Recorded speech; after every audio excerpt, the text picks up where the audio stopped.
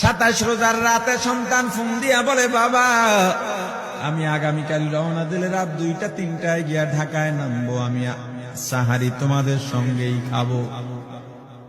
মা বসে আছে, মায়ের সন্তানের বাবাও বসে আছে, সন্তান আসবে। রাত্র 2টা-3টা হয়ে গেছে, সাহারির সময় হয়ে গেছে, সন্তানের খবর নাই। শেষ টাইমে মা বাবা সাহারি খেয়ে ফজরের নামাজ পড়ে দরজার মধ্যে অপেক্ষা করতেছে, সন্তানের খবর নাই। 8টা, 9টা, 10টা বেজে গেছে, মায়ের মনটা আর ভালো লাগে না। স্বামীকে ডেকে বলে, স্বামীরে আমার সন্তান কই, আমার মনটা ভালো লাগে না, একটা ফোন লাগাও। স্বামী ডাক দিয়া বলে, চিন্তা করো না, ঈদের সময় যানজট থাকতে পারে, চলে আসবে। কিছুক্ষণ পর বাবার মনটাও ভালো লাগে না, বাইরে নেমে পায়চারি করতেছে। হঠাৎ করে একটা ফোন চলে আসছে।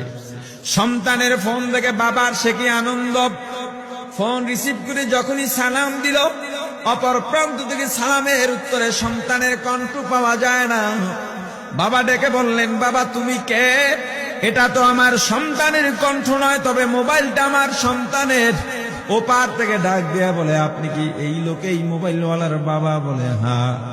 আপনি এখনো বাড়িতে কি করেন? আপনার যেই সন্তান ঢাকা থেকে গাড়ি নিয়া 2500-এর দিকে রওনা দিয়েছিল, ওই গাড়িটা 2500 পৌঁছতে পারে নাই। পথিমধ্যে সংঘর্ষে রাস্তার মধ্যেই অনেকগুলো মানুষ মারা গেছে, অনেক যুবকও তার মধ্যে আছে। রাস্তার পাশে সাদা কাপড় দিয়া ঢাকা।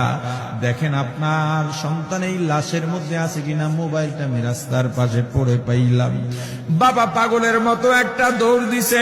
মা মনে করছে সন্তান বুঝি কাছাকাছি চলে আসছে।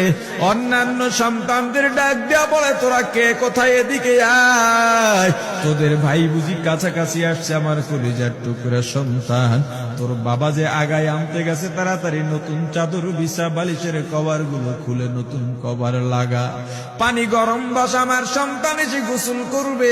আহারে সবাই ফুলের মেলা, ফুলের তোড়া নিয়ে অপেক্ষা করতেছে। 4টা বছর কলিজার টুকরা বাড়িতে নাই, বিদেশ থেকে আসবে। বাবা স্পটে গিয়া দেখেন অনেকগুলো লাশ সাদা কাপড় দিয়া ঢাকা। একটা একটা মাথার উপর থেকে কাপড় উঠান আর কৌতূহল বাড়তেছে, কাপড় উঠান আর কৌতূহল বাড়ে। হঠাৎ তাকায় দেখে কলিজার টুকরা সন্তান লাশের মিছিলে শামিল হয়ে গেছে।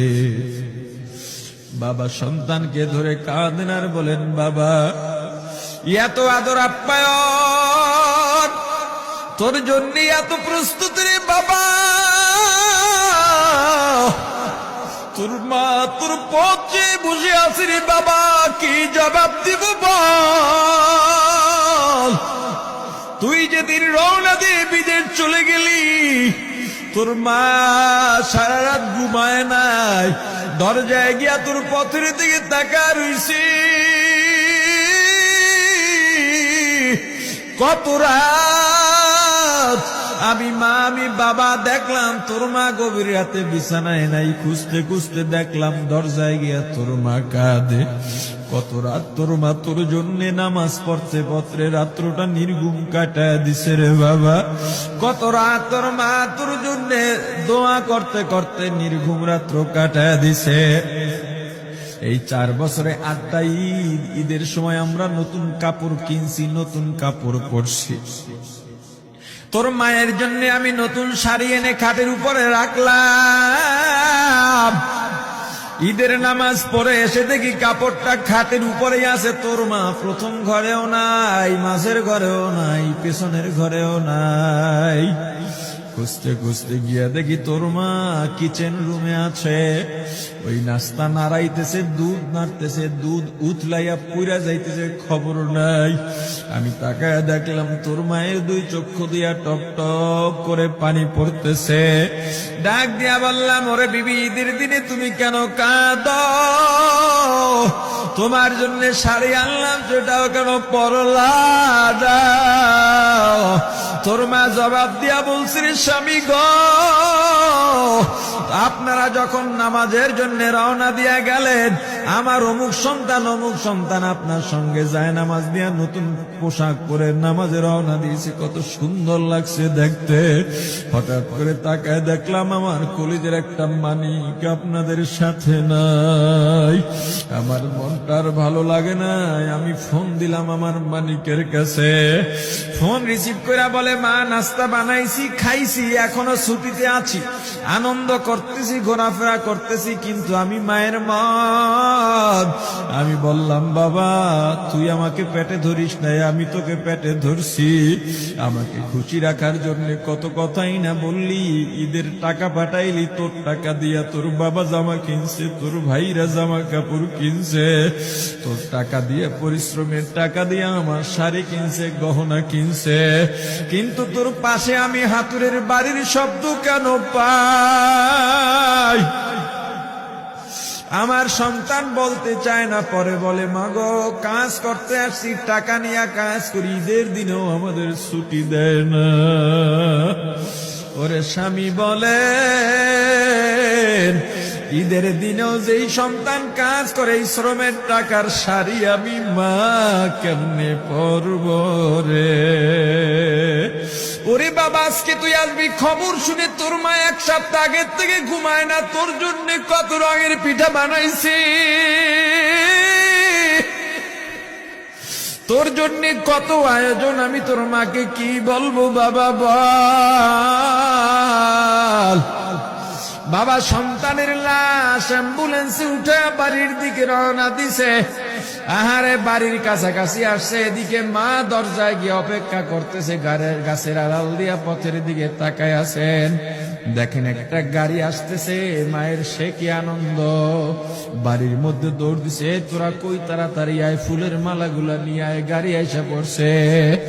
বাড়ির দরজা দিয়ে যখন অ্যাম্বুলেন্সের হরেন দিয়া ঢুকতেছে, হুইসেল দিয়া ঢুকতেছে, মা একটা চিৎকার দিছে, ওরে এই মরণ গাড়ি আবার বাড়ি কেন, কার কপাল পুরুষে?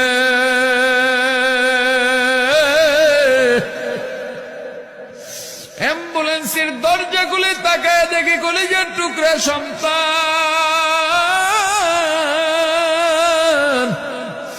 এমন ঘুমাইছে, আর জীবনেও উঠবে না। মা কাঁদেন আর বলেন, ওরে বাবা এটা তোর বিছানা নয়, নতুন চাদর বিছাইছি। বোন কান্দে আর বলে, ভাই আরে তোর জন্য ফুলের মালা পরাইছি, ফুলের মালা বানাইছি, একটু মালা পরাবো। মা ডেকে বলেন, রে সন্তান, 4টা বছর আমি তোর মা ডাক শোনার জন্য অপেক্ষা করছি, তোর জন্য গরম পানি করছিলাম, গোসল করবি, সেই গরম পানি যে তোর জীবনের শেষ গোসল হবে বুঝি নাই। ওরে পর্দালের মাগো, আর কোন ভাষায় বুঝাইলে বুঝবারে মা, দুনিয়ার জীবনটা ক্ষণস্থায়ী, এই দুনিয়ায় নাফরমানি করা যাবে না, এই দুনিয়ায় নাফরমানি করা যাবে না, অহংকার দেখাবার কিচ্ছু নাই, এই দুনিয়া ছেড়ে যাওয়া লাগবে। আল্লাহ এত দয়া করছেন, মায়া করছেন, ওই আল্লাহর সঙ্গে নাফরমানি করো না রে ভাই, ওই আল্লাহর নেয়ামতের অশুকরিয়া করো না, আল্লাহর নেয়ামতের শুকরিয়া আদায় করো, দুনিয়ার সব মোহ ত্যাগ করো, দলের মায়া ত্যাগ করো, দুনিয়ার মায়া ত্যাগ করো। এ আওয়ামী লীগ বিএনপি যারা করো, ক্ষমতায় যারা বারবার যাও, ক্ষমতায় তোমার দল গেলেই তুমি দাপট দেখাও, যুবকরে তোর 2টা পা ধরা লাগলেও পা ধরো রে ভাই, এই ক্ষমতা কিচ্ছু না, দাপট কিচ্ছু না, ওই কিয়ামতের ময়দানের নাজাতের চেয়ে বড় দাপট আর কিচ্ছু নাই। আল্লাহ রক্ত দিছেন, আল্লাহ জীবন দিছেন, আল্লাহর এই রক্ত আর জীবন দুনিয়ার কুফরি পুঁজিবাদী কুফরি গণতন্ত্রের জন্য দিস না, এই রক্ত আল্লাহর জন্য রাখ, এই জীবন আল্লাহর জন্য রাখ। আমার রাসূলের সুন্নাত দিয়া নিজেকে মোড়াইয়া নে, নিজের জীবনটা গড়াইয়া নে, ওই পরকাল হবে তোমার আমার জন্য মহা শান্তির জায়গা।